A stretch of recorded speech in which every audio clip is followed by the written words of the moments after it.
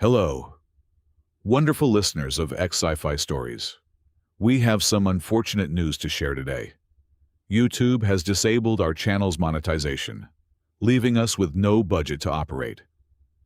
If you enjoy our stories, please consider supporting us with just $1 so our team can pay their living expenses and continue creating these epic adventures for you. You can support us by scanning the QR code on the screen or clicking the donation link in the description or comments below. Thank you for standing with us. The sky above the eternal capital of Kailari did not burn. It simply stopped existing. Where a canvas of stars and moons once painted a tapestry of light, there was only the suffocating, grinding mass of the Skritta swarm. Extinction was no longer a distant prophecy. It was knocking on the shattered gates of the Empire. And in the face of this absolute end, it took not a noble god, but a filthy human scavenger to tell the gods they were wrong. From a distance, the siege of Aegis Prime looked like a dying star being swallowed by a black hole. The Skritta were not a conventional military force. They were a biomechanical plague, a hive mind of fused metal and necrotic flesh that consumed everything in their path. For weeks, they had thrown themselves against the planet's atmospheric defenses, blocking out the sun and plunging the sprawling silver cities into an artificial twilight. Their ships, jagged and asymmetrical, gnawed at the outer defense platforms like locusts devouring a crop. The air grew thick with the smell of ozone and burning metal, a suffocating reminder that the end of days had finally arrived. The Kailari Empire was built on the foundation of absolute mathematical perfection, and their spectral defense system had been the crown jewel of that philosophy. For 3,000 years, the shimmering energy grid had been entirely invincible, repelling warlords, meteor showers, and stellar flares alike. But now, it was collapsing in a manner that defied all logic. The Skritta seemed to possess an impossible foresight. Whenever a node shifted its frequency to reinforce a sector, the swarm was already there, exploiting the microsecond gap in the armor. It was not a breach by brute force. It was a systematic unraveling. The greatest Kailari minds ran billions of simulations, only to watch their invincible shield die a slow, agonizing death, driven to the very edge of despair. Queen Xylar convened a final, solemn gathering at the Grand Central Square. The plaza, a marvel of ancient crystalline architecture, was now packed with millions of terrified beings. Native Kailari citizens stood shoulder to shoulder with trembling refugee species who had fled to Aegis Prime as their last sanctuary. The Queen stood upon the towering royal dais, looking down at the sea of desperate faces. She was a vision of cold, crystalline beauty, her armor glowing with the fading reserves of planetary energy. But her eyes held the heavy, hollow look of a sovereign who had run out of miracles. Her voice, amplified by the city's acoustic spires, rolled over the weeping masses like a funeral dirge. She did not offer false hope. Instead, she declared her final decree. The capital would not fall into the hands of the Skritta. Rather than allow their sacred technology and their people to be harvested and assimilated into the biomechanical horror of the swarm, she would activate the destruction core. It was a subterranean planetary weapon designed to ignite the planet's mantle, turning Aegis Prime into a momentary second sun. It was an act of absolute erasure, a glorious suicide to deny the enemy their prize. A suffocating wave of resignation washed over the millions gathered in the square. There were no riots, no screams of protest. The Kailari were a proud people, bound by honor and tradition. The supreme generals, towering figures clad in ceremonial armor, stepped forward and bowed their heads in unison, offering their silent, solemn agreement to the Queen's fatal command. They would die as they had lived, bathed in the light of their own creation. The millions in the square began to fall to their knees, an ocean of souls closing their eyes to await the final, blinding flash of the destruction core. But amidst this vast sea of majestic beings, bowing in graceful defeat, a single ripple of chaos disrupted the perfect symmetry of despair. A man was shoving his way toward the front. He was absurdly short compared to the towering Kalari, wearing a heavily stained engineer suit caked in grease, rust, and the dust of the lower sectors. He was Case Bobo, an exiled human who made a meager living fixing the broken scrap that the pristine empire threw away. While gods prepared to die with dignity, the human was fighting tooth and nail just to move forward. Two massive Kalari Praetorian guards, standing over 7 feet tall, crossed their energy halberds to block his path. Case Bobo did not pause. With the sheer, unrefined audacity characteristic of his species, he drove his shoulder into the guard, slipping under the crossed weapons, and scrambled onto the lower steps of the sacred royal dais. He took a deep breath, his lungs filling with the ash-tainted air, and screamed at the top of his lungs, his harsh voice shattering the tragic silence. "You are not losing because they are stronger. You are losing because your spectral system is being turned off from the inside." The sacred silence shattered. A collective gasp rippled through the millions in the square, a sound resembling a sudden violent wind. For a lower life form to interrupt the final decree of the crown was entirely unthinkable. For a human to do it was a profound, unforgivable desecration. General Morvath, Supreme Commander of the Kalari military, stepped forward instantly. His armor, an immaculate lattice of golden alloy, hummed with lethal intent. He looked down at the grease-stained mechanic as if staring at a repulsive, disease-carrying insect. "Blasphemy!" Morvath hissed, his voice echoing through the acoustic spires with venomous authority. "You dare speak of the sacred grid with your filthy tongue? You dare interrupt the final grace of your betters? Guards, execute this parasite immediately. Incinerate him where he stands." The massive Praetorians raised their halberds without hesitation. The plasma blades ignited with a deafening crackle, preparing to reduce the human to a smoldering pile of ash upon the sacred steps. Case Bobo did not flinch. He did not drop to his knees and beg for his life. Instead, with a scoff that dripped with pure, unfiltered contempt, he reached deep into his stained overalls. The guards tensed, expecting a concealed weapon. Bobo yanked out a haphazard chunk of metal, a crude wave detector cobbled together from scavenged copper wire, cracked conduit plating, and a salvaged power cell. It was a jagged eyesore held together by industrial duct tape and exposed circuits. He threw it hard toward the royal platform.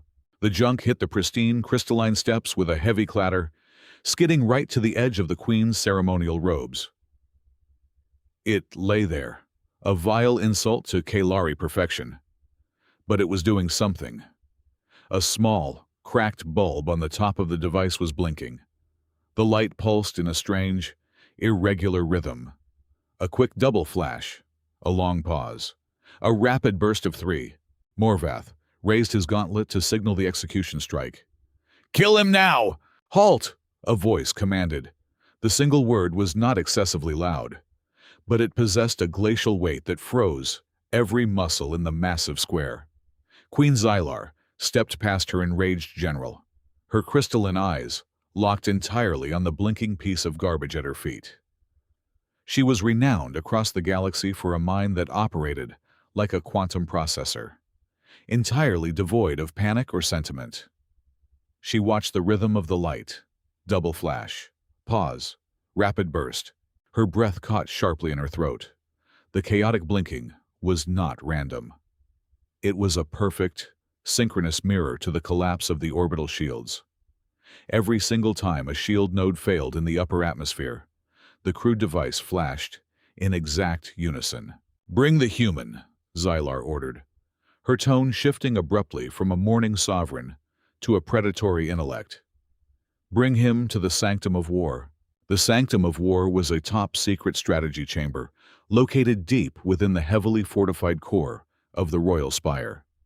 No alien species had ever set foot inside its hallowed halls. It was a space of sterile, terrifying beauty, surrounded by curved walls of 4,000-year-old crystal that pulsed with the soft blue light of the Kailari Master Artificial Intelligence. The massive, holographic tactical table in the center projected the grim reality of the dying planet in excruciating detail.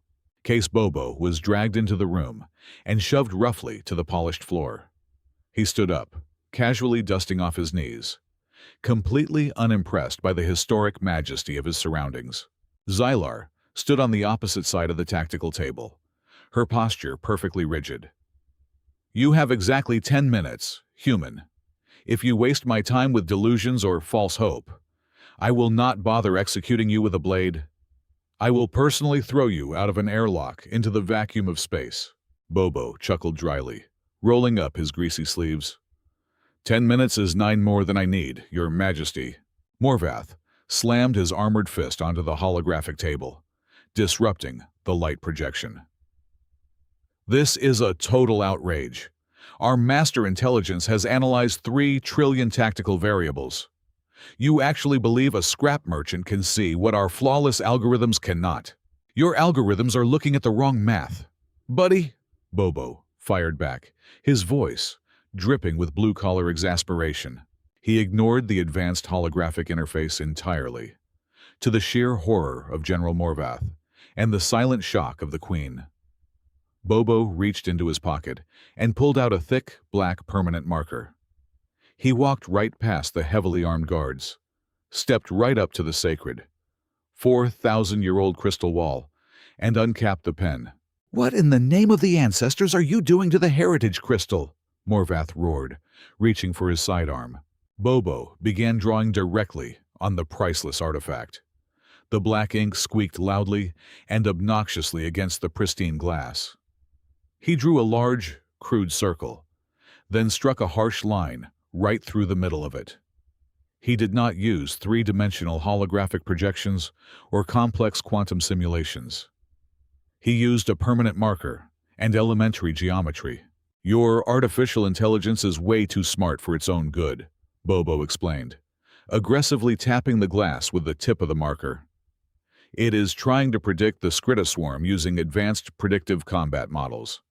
It assumes they are calculating weak points.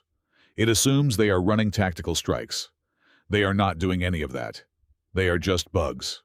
Bobo drew a series of jagged arrows converging on a single, heavy black dot at the bottom of the circle. "Bugs do not do math. Bugs follow a scent," Bobo continued, turning to face the Queen. "Your shields are not failing because the enemy is hacking them. Your shields are failing because the enemy knows exactly where your shield generators are going to shift, down to the millimeter, before they even get there. They have a target." Xylar stared at the crude black lines defacing her heritage wall, her mind rapidly processing the terrifying simplicity of the logic. "They are being guided." "Bingo," Bobo said, tossing the marker into the air and catching it. "I built that scanner you have in your hand out of trash from the lower residential sectors. It does not read high-level quantum data. It reads basic, low-frequency radio waves. The exact kind of mundane noise your advanced systems automatically filter out and ignore. But when I isolated that specific frequency, I found a strong signal cutting right through your shields. It is broadcasting a massive, flashing neon sign to the swarm." Morvath sneered, crossing his massive arms. "And where is this imaginary signal coming from? Human, space?" Bobo pointed his marker straight down at the polished floor of the sanctum. "It is not coming from orbit, General. It is coming from inside the house. The Skritta are following a homing beacon, and that beacon is transmitting from the basement of this exact palace." The absolute coldness of Queen Xylar's realization froze the very air inside the Sanctum of War. If a physical homing beacon had been planted directly beneath the royal palace, then the impeccable artificial intelligence of the Kailari had not merely failed to detect a threat, it had been actively blinded. The security grid protecting the palace was an impenetrable digital fortress. Only a handful of individuals in the entire galaxy possessed the administrative clearance necessary to scrub those security logs and authorize foreign hardware into the lower vaults. The traitor was not a nameless spy hiding in the shadows of the lower sectors. The traitor was standing right now within this very room. Her crystalline gaze swept over the supreme generals, arrayed around the tactical table. These were beings she had trusted with the fate of her world and the lives of billions. Their loyalty was supposedly genetically encoded, woven into the very fabric of their aristocratic lineage over thousands of years. The grand algorithms assured her of their absolute purity. But the algorithms were blind, tricked by someone who knew exactly how the machine thought. Xylar felt a sickening drop in her stomach, a deeply unroyal sensation of total vulnerability. Case Bobo leaned against the ancient crystal console, casually picking industrial grime from beneath his fingernail. "Your fancy machines are looking for lines of bad code, Your Majesty," he whispered, stepping closer to ensure his voice did not carry past her ears. "You cannot catch a ghost with a thermometer. You have to make the ghost bump into the furniture. We are not going to look for digital footprints. The guy who did this already erased them. We are going to look for human nature. Or, well, whatever the alien equivalent of human nature is. Panic, doubt, the fear of losing control." Bobo laid out a trap that required no advanced calculus, only pure psychological deception. He proposed a network strategy based on basic paranoia, working in absolute secrecy. Bobo ventured into the ventilation shafts of the eastern wing, far away from the actual location of the hidden beacon. Using scraps from his pockets and an old communication relay, he rigged a modified acoustic dampener. It was designed to do one specific thing: invert the frequency of the traitor's signal and bounce it back as a scrambled, noisy echo.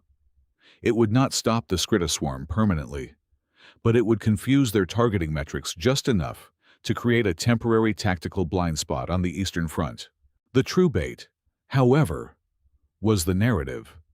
He instructed Queen Xylar to summon the High Council and deliver a lie with absolute, unwavering conviction. She stood before her generals and announced that the central shield matrix over the eastern sector had just been miraculously upgraded through a hidden reserve of quantum energy. An ancient failsafe she had kept secret until this desperate hour. For the next 24 hours, the sanctum of war became a suffocating pressure cooker of unspoken suspicion. The massive holographic table pulsed with the ongoing carnage outside, displaying shifting colors of red and black as the swarm pressed against the capital. But the real war was happening in the terrible silence of the room. Case Bobo did not look at the glowing maps. He retreated into a dimly lit corner, sitting heavily on a discarded ammunition crate with his arms crossed over his stained chest. To the aristocratic Kailari officers, the human looked like a defeated, exhausted animal resting in the shadows. In reality, he was an apex predator watching a watering hole. He watched the generals. He ignored the casualty reports echoing from the audio channels. He ignored the brilliant flashes of plasma fire illuminating the skyline beyond the thick, blast-proof windows. He only watched their eyes, the subtle shifts of their armored plates, the rhythm of their breathing. He was looking for the tell. Every gambler sitting at a high-stakes table had a tell. When the tactical officers reported that the northern barricades were holding steady against the biomechanical tide, the generals showed collective relief. When the southern nodes buckled under the crushing weight of a Skritta dreadnought, they displayed uniform grimaces of stoic anger and noble sorrow. They were perfect statues of military discipline. But the eastern sector was the psychological trap. Every 2 hours, the automated system broadcasted a status update on the eastern perimeter, where Bobo's scrambler was quietly doing its work. The reports came in, stating that the swarm was suddenly behaving erratically in that specific zone, completely failing to breach the supposedly upgraded shields. The enemy was retreating from the east, Bobo analyzed their physiological reactions with microscopic intensity. General Kalin merely nodded in approval. General Voris tightened his jaw, calculating the next move. General Tail blinked twice in rapid succession, a sign of mild surprise. But General Morvath did something entirely different. It was a micro-movement. Something a highly advanced surveillance camera would record, but a logical machine would dismiss as a random motor function. But a human who had survived the brutal scrapyards of the Outer Rim, by reading the violent intent of smugglers, knew exactly what he was seeing. Every single time the Eastern Sector reported a victorious anomaly. Morvath's left hand drifted instinctively toward his chest. His thick, armored fingers would lightly brush against the large, ceremonial signet ring embedded in his breastplate. His breathing would halt for a fraction of a second. His pupils, normally sharp and commanding, would dilate with a suppressed surge of intense anxiety. Morvath was entirely calm when the Kailari Empire was losing, but he panicked every single time they succeeded.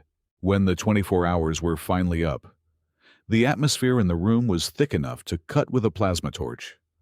Bobo stood up, stretching his aching back. He slipped a small, crumpled piece of synthetic paper into the palm of his hand and walked casually past the Queen. As he bumped into her shoulder, a deeply offensive breach of royal etiquette that caused the Praetorian guards to immediately tense their weapons. He pressed the hidden paper into her cold hand. Xylar turned her back to the council, her face a perfect mask of icy composure, and unrolled the scrap. There was only a crudely drawn picture of a piece of jewelry and a single word scrawled in black marker. Morvath. Later, under the pretext of reviewing a classified tactical schematic, Xylar isolated herself with Bobo in the quiet of her private alcove. "He is your guy," Bobo whispered, his voice devoid of any humor. "He is the one holding the leash. Every time the East held strong and the Skrita got confused, his hand went straight to his ring. It is a psychological pacifier, a subconscious tick. He was terrified that his master plan was falling apart." Xylar's crystalline eyes darkened with a terrifying, ancient wrath. Her voice trembled, not with fear, but with the weight of absolute betrayal. "Why? Why would the supreme commander of my armies, a being of royal blood, condemn his own race to be consumed by mindless biological monstrosities?" "Because he does not see it as an end," Bobo replied, staring directly into her glowing eyes. "Look at the Skrita. They do not feel pain. They do not have politics or fear or hesitation. They do not suffer from the dread of death. To a rigid military mind obsessed with absolute tactical perfection, that is not an enemy. That is the ultimate upgrade. He sold you out because he genuinely thinks merging with that biomechanical hive is the next step in Kailari evolution. He is not trying to kill your empire, your majesty. He thinks he is saving it by turning you all into immortal machines." The plan was quiet, surgical apprehension. Queen Xylar stood tall, projecting total calm, while she encoded a silent, secure neural command to her two most trusted Praetorian guards. The encrypted directive was entirely straightforward. Isolate General Morvath, bind his limbs with magnetic restraints, extract him immediately to the deep interrogation cells located 50 levels below ground. She turned her head slowly, her regal mask perfectly intact, ready to watch the steel jaws of Kailari justice close tightly around the traitor. But Morvath was not merely a soldier in a uniform. He was an apex predator who had survived centuries of ruthless political bloodletting. As Xylar shifted her weight just a fraction of an inch, Morvath caught the subtle movement. He read the air in the room. He smiled. It was a cold, jagged expression completely devoid of sanity. He struck first. The sudden, shocking betrayal did not come from a hidden explosive or a smuggled sidearm. It came from the very guards Xylar had just summoned. The two towering Praetorians, warriors sworn by ancient blood oaths to protect the crown, violently pivoted. They did not aim at Morvath.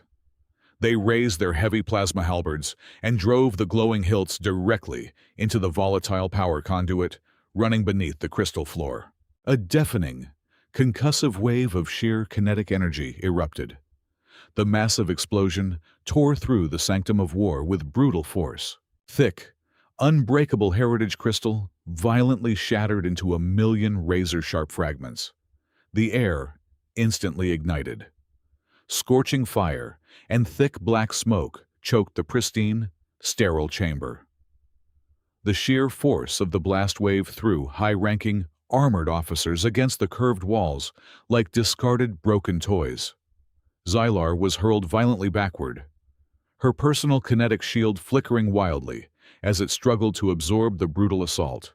Through the blinding, suffocating smoke, a lethal shard of superheated plasma shrapnel tore across the ruined room. It locked onto a direct, unavoidable trajectory for the Queen's unprotected chest.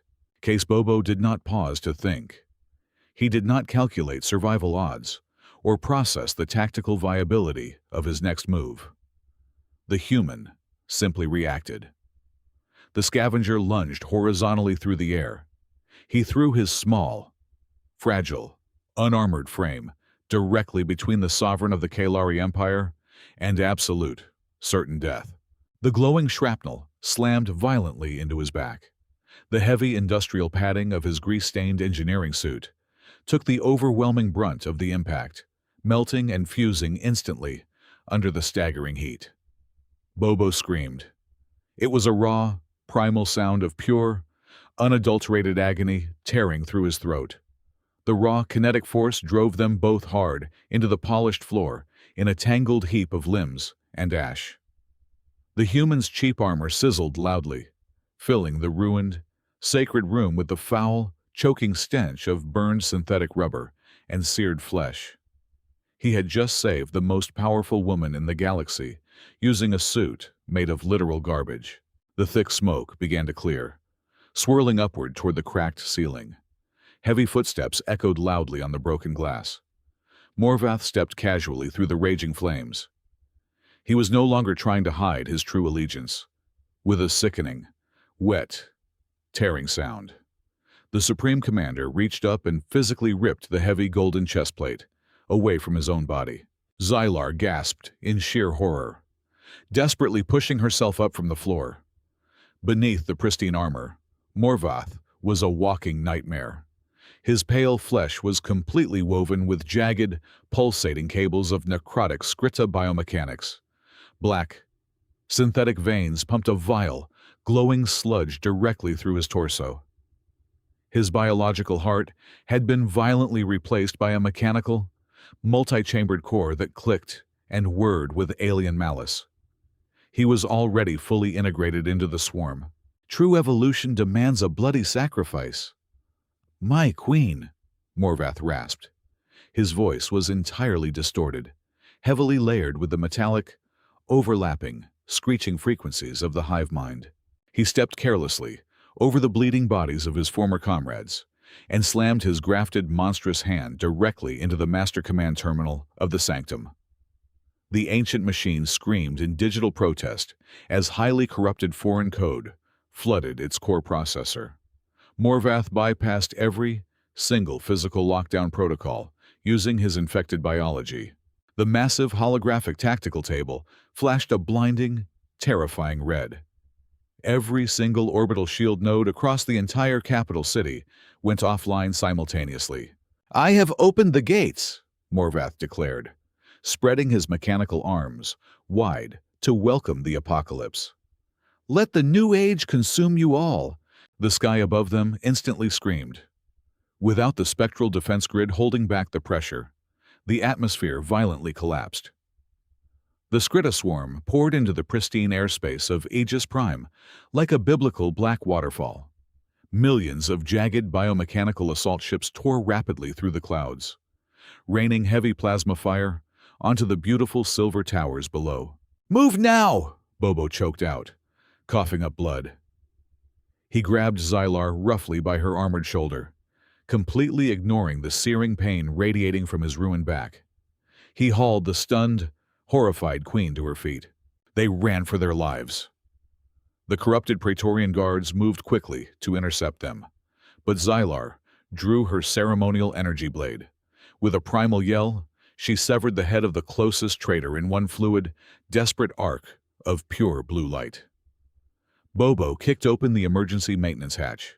They threw themselves down the dark shaft just as the main blast doors of the sanctum were blown wide open by the advancing, chittering swarm. They plummeted rapidly into the dark, sliding violently down the structural spine of the royal palace until they crashed heavily onto the cold, unforgiving metal grate of the core bunker. It was the absolute lowest point of the entire city, a subterranean vault specifically designed to withstand a direct planetary impact. But right now, it was nothing more than a reinforced tomb. The heavy titanium blast doors sealed shut behind them, locking them deep in the dark. Above them, the complete genocide of an ancient species officially began. The muffled, rhythmic thud of thousands of towering skyscrapers collapsing echoed heavily through the reinforced ceiling. The hungry, metallic roars of the biomechanical beasts reverberated constantly through the thick metal walls, perfectly harmonizing with the agonizing, endless screams of millions of dying citizens. The eternal Silver City was burning to the ground in a matter of minutes. Xylar fell heavily to her knees. The glowing energy sword slipped from her trembling fingers and clattered loudly onto the metal grating. Her magnificent empire was gone. Her grand army was dead. Her most trusted general was a biological abomination. The cold, logical, absolute perfection of her mind finally shattered into dust, leaving absolutely nothing behind but crushing, suffocating despair. Slowly, painfully, she crawled across the floor toward the very center of the bunker. A smooth pedestal rose silently from the floor, housing a single, glowing crimson interface, the destruction core. It was the ultimate planetary reset button. Pressing it would instantly detonate the planetary core and completely vaporize the entire globe, taking the vicious Skritta swarm down to hell with them. Her glowing crystalline eyes were completely dead, entirely devoid of all remaining hope. She raised her trembling hand, reaching out slowly to press the glass, fully accepting the bitter, fiery, total end of her world. Her hand was inches away from the crimson glass. Her fingertips brushed the warm, pulsing surface of total annihilation. A thick, grease-stained hand clamped brutally around her pale wrist. Xylar gasped, trying to pull away, but the grip was like a vice of rusted iron. Case Bobo yanked her arm back with a violent jerk, tossing her away from the pedestal. He stood between the fallen sovereign and the doomsday trigger, his chest heaving, his breathing ragged. Dark red blood dripped steadily from his scorched back onto the pristine bunker floor. "What are you doing?" Xylar screamed, her voice cracking with unprecedented raw emotion. "The Empire has fallen. There is nothing left but ash in the swarm. Let us die with honor." "Honor is a luxury for people who have never had to eat garbage to survive," Bobo roared right back, his harsh voice echoing fiercely in the subterranean vault. "My species has been running from extinction since we lived in caves and threw rocks at predators twice our size. We do not choose the grave. We never choose the grave. As long as my hand can still hold a wrench, I am not letting you push that button." He reached deep into his scorched pocket and pulled his trembling fist out. He slowly opened his bloody fingers. Resting on his scarred palm, glowing with a faint, sickly green bioluminescence, was the heavy golden signet ring of the Supreme Commander. Xylar stared at the artifact, her crystalline eyes widening in sheer disbelief. The sheer audacity of the theft broke through her suffocating despair. "I ripped it off his chest plate right before he blew the main doors to hell," Bobo explained rapidly, his words stumbling over each other in his desperate rush against the clock.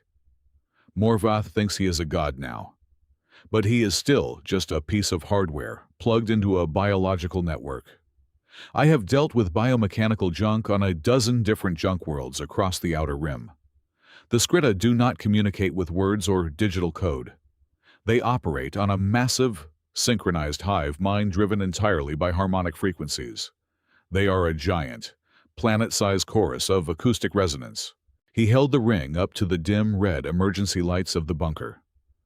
This little piece of jewelry is an acoustic filter. It is an alien identification tag.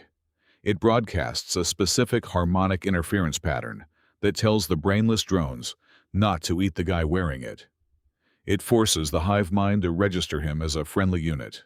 The Queen slowly got to her feet, the cold, calculating logic of her mind beginning to reboot, sparked back to life by the chaotic ingenuity of the human engineer. You want to wear it and walk out of here? It will only protect one person. The swarm will still consume the rest of the planet. I do not want to wear it, Bobo sneered, a manic, borderline unhinged grin spreading across his soot-covered face. I want to plug it in. Those massive atmospheric filtration towers scattered across your capital. The ones that just stopped pumping out clean air because the grid went down. They use ultra-low-frequency acoustic waves to break up industrial smog in the upper atmosphere, right? Xylar nodded slowly, realizing the terrifying scale of his thought process. They are the most powerful acoustic arrays on the planet.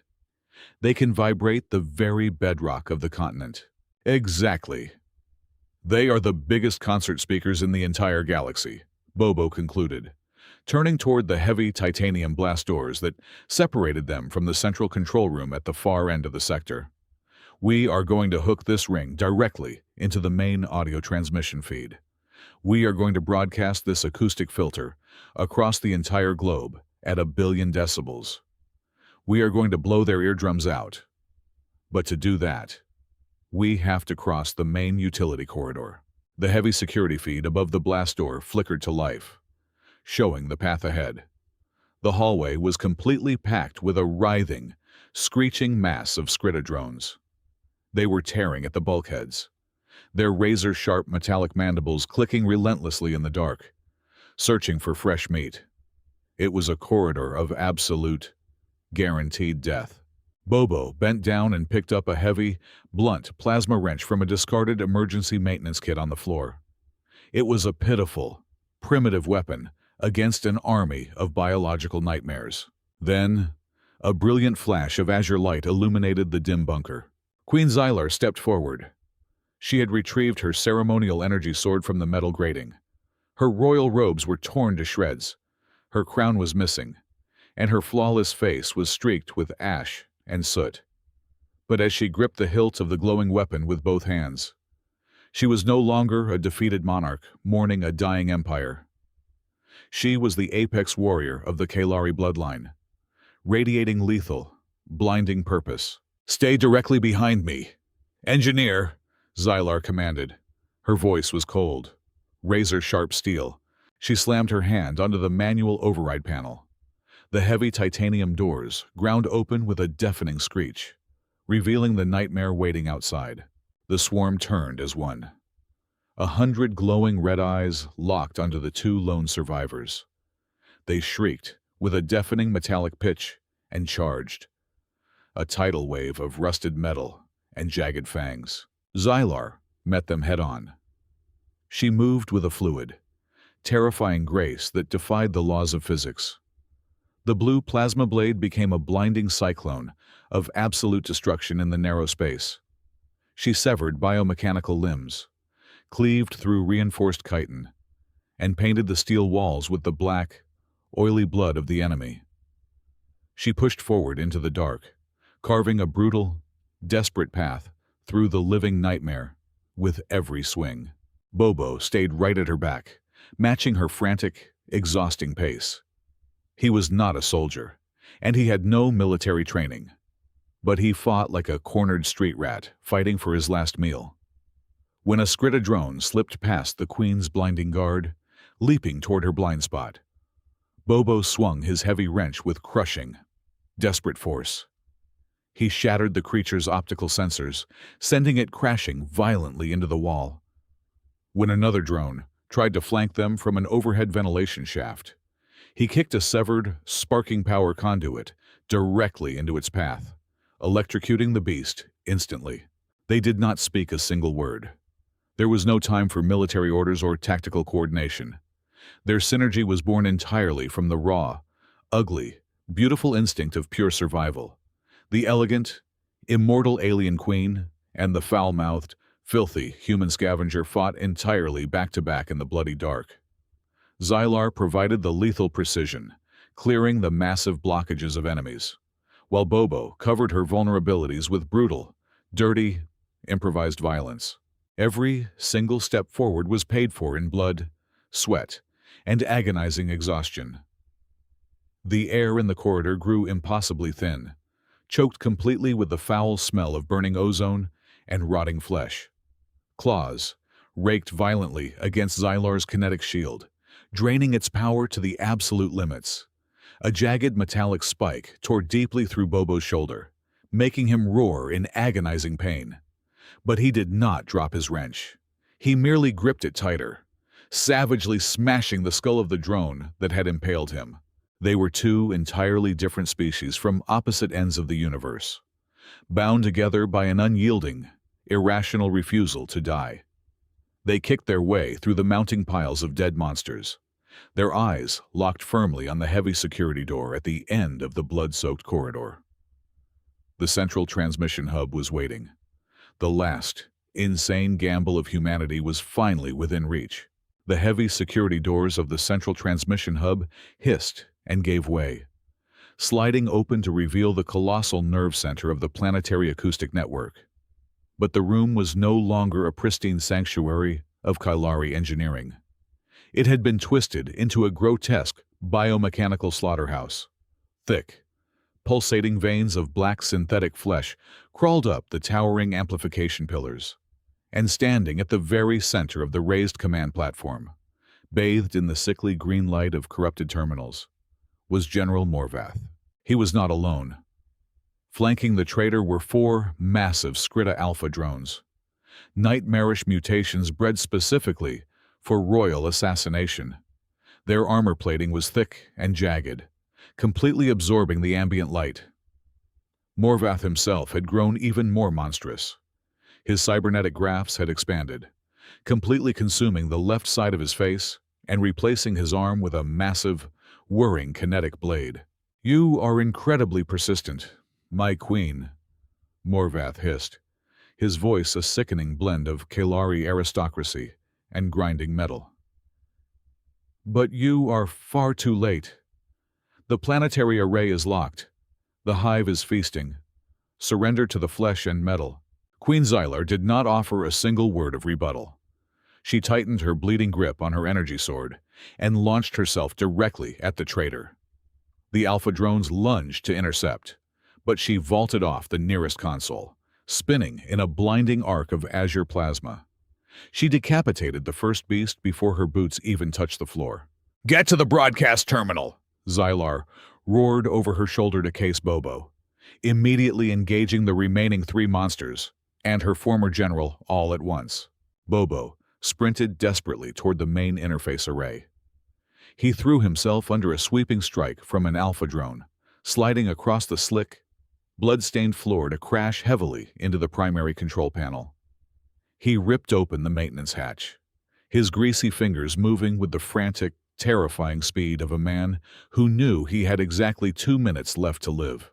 Behind him, the battle was a symphony of pure violence. Xylar parried Morvath's kinetic blade, the sheer force of the impact sending shockwaves through the reinforced room. She was fighting with the absolute pinnacle of Kylari martial perfection. But she was exhausted, heavily wounded, and vastly outnumbered. A drone's jagged tail whipped forward, tearing a massive gash across her thigh. She stumbled, crying out in pain. Morvath capitalized instantly, bringing his mechanical arm down in a crushing overhead strike. Xylar raised her blade to block, but the brutal kinetic force drove her to her knees. At the console, Bobo slammed the golden signet ring into the central receptor port, forcefully hardwiring the alien acoustic filter directly into the main transmission grid. The console lit up, recognizing the hardware, but a glaring crimson warning instantly flashed across the screen. The system required a base audio signal to broadcast. It needed a raw sound file to carry the modified frequency across the planetary amplifiers. Bobo frantically tapped the master database, trying to pull up any standard Kalari audio file. A royal anthem, a weather siren, anything. But the digital archives were entirely locked down by Morvath's overriding virus. The only open port was a primitive auxiliary input slot meant for direct, manual diagnostics. He needed to supply his own sound. And then, a terrifying realization hit him. Even if he could unlock a Kalari anthem, it would not work. The Skrita network operated on flawless harmonic synchronization. Kalari music was mathematical perfection. It was too clean, too predictable. If he fed a perfect rhythm into the alien ring, the swarm's hive mind would simply adapt to the frequency and absorb it within seconds. To shatter a perfect crystalline network, he did not need math. He needed absolute, unstructured, unadulterated chaos. Xylar screamed as Morvath kicked her heavily in the chest, sending her sliding across the floor. Her energy sword deactivated and rolled away. Morvath stood over her, raising his kinetic blade for the final, fatal execution. "Hey, metalhead!" Bobo screamed from the console. Morvath paused, turning his hideous face toward the small, bruised human. Bobo reached deep into the innermost pocket of his grease-stained suit. He pulled out his most prized possession in the entire universe. It was a bulky, ancient, heavily battered Earth music player, held together by duct tape and sheer stubbornness. He possessed exactly one audio file saved on its corrupted drive, a relic from a homeworld he had not seen in decades. He jammed the frayed auxiliary cord directly into the planetary transmission port and hit play. "Let us see how your flawless brain handles this," Bobo whispered. For a fraction of a second, the entire planet of Aegis Prime went completely silent. Then, the atmospheric filtration towers towering above the city unleashed hell. It started with a low, rumbling bass drop that physically vibrated the bedrock of the continent, immediately followed by the impossibly fast, thundering blast beats of a human drum kit. And then, the electric guitars kicked in. It was a legendary Earth heavy metal track, characterized by screeching, distorted, hyper-aggressive riffs and vocals that sounded like a demon gargling shattered glass. This was a frequency of pure human aggression. It possessed no mathematical symmetry. It was mathematically illogical, entirely discordant, and overwhelmingly loud. The ancient acoustic towers amplified the brutal track 1 billion times over, projecting the chaotic noise straight into the upper atmosphere. The air itself rippled with the sheer acoustic force. The effect on the Skrita swarm was instantaneous and absolutely devastating. The ultra-low frequencies carried the ring's inverted identification tag, while the screaming electric guitars completely shattered the delicate, ultrasonic framework of their hive mind. Outside the tower, millions of biomechanical ships suddenly halted in midair, their navigation arrays catastrophically overloaded. The drones inside the city shrieked, clutching their auditory sensors as their unified consciousness was violently torn apart by the relentless guitar solo. Stripped of their hive mind and injected with raw, unfiltered sensory chaos, the Skrita completely lost their sanity. The alpha drones in the command center violently convulsed, their eyes turning a blinding, frantic white. They no longer recognized any allies. Driven entirely mad by the screaming heavy metal, they turned wildly on the closest moving target. Morvath barely had time to register the betrayal before his own alpha drones descended upon him. He roared in shock and agony as their razor-sharp mandibles tore through his cybernetic armor, ripping his mechanical upgrades apart piece by piece. The traitor was violently devoured by the very monsters he had worshipped. his screams entirely drowned out by the thundering blast beats echoing from the heavens. Across the burning capital, the swarm turned on itself. Drones tore each other to pieces in the streets. Ships blindly rammed into one another, raining fiery debris down upon the ruins. The invincible biological plague simply self-destructed from the inside out in a matter of minutes, unable to process the magnificent, defiant noise of humanity. Gradually, the heavy metal track faded to an end. The massive speakers let out a final, lingering crackle of static, and then profound silence fell over the world. The heavy steel shutters of the central hub slowly retracted, revealing the outside world. An amber dawn broke through the thick black smoke, casting a warm, golden light over the mountains of shattered metal and ruined ships. Queen Xylar forced herself up, leaning heavily on the hilt of her deactivated sword. She was covered in blood, ash, and the remnants of her broken empire. She limped slowly toward the massive window, looking out over the silent, saved city, and then turned her crystalline eyes back to Case Bobo. The human engineer was slumped against the console, bruised, bleeding, and smiling like a complete idiot. In that quiet, breathtaking moment, Xylar finally understood. The survival of the galaxy would not depend on divine providence or flawless machines. The future belonged to the wild, unpredictable, and fiercely unyielding spirit of humanity. A new age of alliance was dawning right now, forged not by delicate paper treaties, but by blood, iron, and a very loud guitar. Thank you so much to all our wonderful listeners for tuning into this epic journey today. We would love to know where you are listening from, so please let us know in the comments. If you found today's story thrilling and want to help us keep this channel alive, please consider supporting us with just $1. You can scan the QR code on the screen or use the donation link in the description or the comment section. Your incredible generosity helps us pay our hard-working staff so they can feed their families and continue creating these amazing stories for you. Thank you for being the best audience in the universe.